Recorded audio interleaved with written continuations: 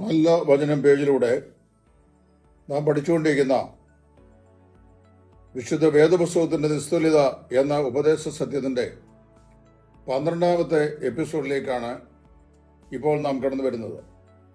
വിശുദ്ധ ബൈബിൾ അതിൻ്റെ സ്വാധീനത സംബന്ധിച്ച് നിസ്തുല്യമായ ഒരു ഗ്രന്ഥമാണ് എന്നുള്ളതാണ് ഇന്ന് ഇവിടെ ഇപ്പോൾ പറയാൻ ഞാൻ ആഗ്രഹിക്കുന്നത്. വാസ്തവത്തിൽ വിശുദ്ധ വേദപുസ്തകം ലോകത്തെ മുഴുവൻ സ്വാധീനിച്ച മഹത്തായ ഒരു ഗ്രന്ഥമാണ്.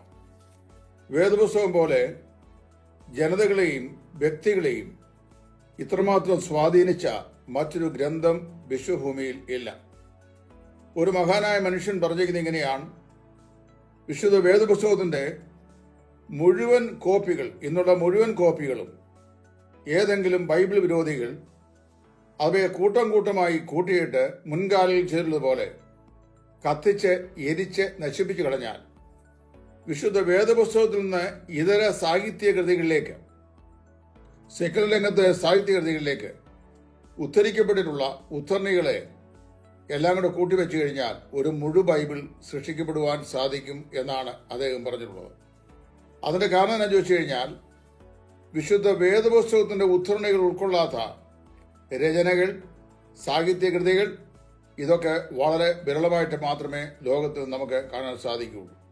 ലോക പ്രശസ്തരായ അനേക തത്വചിന്തകന്മാർ, സാമൂഹിക പരിഷ്കർത്താക്കൾ, ധാർമ്മിക സദാചാര ആചാര്യന്മാർ, വിദ്യാഭ്യാസ വിചക്ഷണന്മാരായ ആളുകൾ ഇവരെല്ലാം വിശുദ്ധ വേദപുസ്തകത്തിന്റെ ഇതര ഭാഗങ്ങളെ ഉദ്ധരിച്ചിട്ടുണ്ട്. വൈരുദ്ധ്യാധിഷ്ഠിത ഭൗതിക ഭാഗത്തിന്റെ തലതൊട്ടപ്പന്മാരായി അറിയപ്പെടുന്ന ആളുകൾ പോലും തങ്ങളുടെ രാഷ്ട്രീയ യോഗങ്ങളിൽ അത്യാവശ്യ സമയങ്ങളിൽ എതിരാളികൾക്ക് മറുപടി പറയാനെങ്കിലും വിശുദ്ധ ബൈബിളിലെ വാക്യഭാഗങ്ങൾ ഉദ്ധരിച്ചു കാണുന്നത് വിസ്മയാവഹമായ ഒരു കാര്യം തന്നെയാണ്. ചരിത്രകാരനായ ഫിലിപ്പ് സ്കാഫ് എന്ന് പറയുന്ന മഹാൻ ഇപ്രകാരം അദ്ദേഹം പറഞ്ഞിട്ടുണ്ട്: ലോകം ജന്മം കൊടുത്ത രാഷ്ട്രതന്ത്രജ്ഞന്മാരായിരുന്ന മഹാനായ അലക്സാണ്ടർ, കൈസർ, മുഹമ്മദ്, നെപ്പോളിയൻ മുതലായ ആളുകൾ തങ്ങളുടെ സായുധ ബലം കൊണ്ട് ലോക സാമ്രാജ്യങ്ങളെ തങ്ങളുടെ കാൽക്കീഴെ ആക്കി. എന്നാൽ നസറേയനായ യേശു പണമില്ലാതെ, ആയുധമില്ലാതെ, സായുധ സേനയില്ലാതെ സ്നേഹം കൊണ്ട് ഒരു ലോകത്തെ സമ്പാദിച്ചു. യേശു ക്രിസ്തുവിന്റെയും വിശുദ്ധ വേദപുസ്തകത്തിന്റെയും സ്വാധീനത അത്ര വളരെ വലുതാണെന്നാണ് അദ്ദേഹം അഭിപ്രായപ്പെടുന്നത്.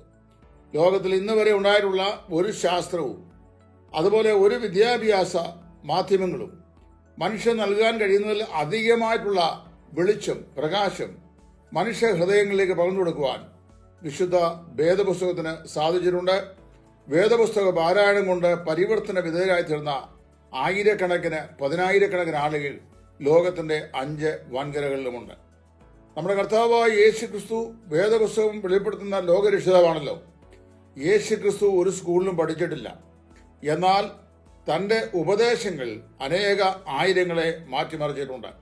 അതുപോലെ ലോകം ഇന്ന് വരെ ജന്മം കൊടുത്തിട്ടുള്ള ഏറ്റവും അതിശ്രേഷ്ഠന്മാരായ പ്രസംഗികളെയും കവിവരന്മാരെയും അവരുടെ ചിന്താഗതികളെയും തത്വശാസ്ത്രങ്ങളുടെ ചിന്താമണ്ഡലങ്ങളെയും കീഴ്പ്പെടുത്തുവാൻ കഴിയുന്ന വശ്യശക്തിയുള്ള ദൈവവചനം കൊണ്ടാണ് കർത്താവായ യേശു ഈ ലോകത്തിൽ ശുശ്രൂഷ ചെയ്തത്.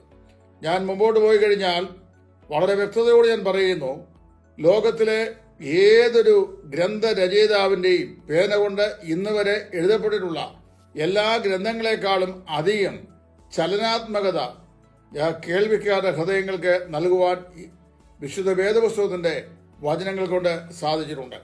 മാത്രമല്ല, ബഹുദൈവ വിശ്വാസത്തിൽ അലങ്കൃതമായി ഈ ഇന്ത്യയിലും മറ്റും ആയിരുന്ന അനേക ആളുകൾ, ലോകത്തിന്റെ പല സ്ഥലങ്ങളിലുള്ള ബഹുദൈവ വിശ്വാസികളായ ആളുകളെ ഏക ദൈവ വിശ്വാസത്തിന്റെ പടവിലേക്ക് കൈപിടിച്ച് ഉയർത്തിയത് വിശുദ്ധ വേദപുസ്തകമാണ്.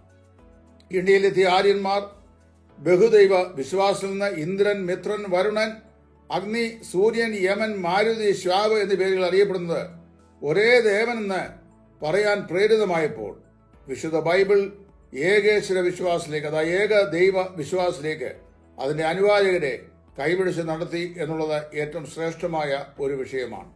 ഇന്ന് ബഹുദൈവ വിശ്വാസികളും വിഗ്രഹാരാധികളും എല്ലാം ആത്യന്തികമായി ദൈവം ഒന്നേ ഉള്ളൂ എന്ന് സമ്മതിക്കുന്നു. ആ സമ്മതത്തിന് മനുഷ്യനെ വാസ്തവത്തിൽ പ്രയോജനമുള്ളവരാക്കി അല്ലെങ്കിൽ ഉപകാരമുള്ളവരാക്കി തീർത്തത് വിശുദ്ധ വേദപുസ്തകത്തിന്റെ പാരായണമാണ്. വിശുദ്ധ വേദപുസ്തകം മാത്രമാണ് ഏക ദൈവ വിശ്വാസത്തിന്റെ പ്രചാരത ലോകത്തിന് സമ്മാനിക്കുന്ന ഏക ഗ്രന്ഥം. ഇന്ന് വരെയുള്ള ലോക ചരിത്രത്തിൽ വിശുദ്ധ വേദപുസ്തകം കൊണ്ട്, അതിന്റെ പാരായണം കൊണ്ട് ജീവിതത്തിൽ വലിയ സ്വാധീനത നേടിയിട്ടുള്ള നിരവധി ആളുകളെ നമുക്ക് കാണാൻ കഴിയും.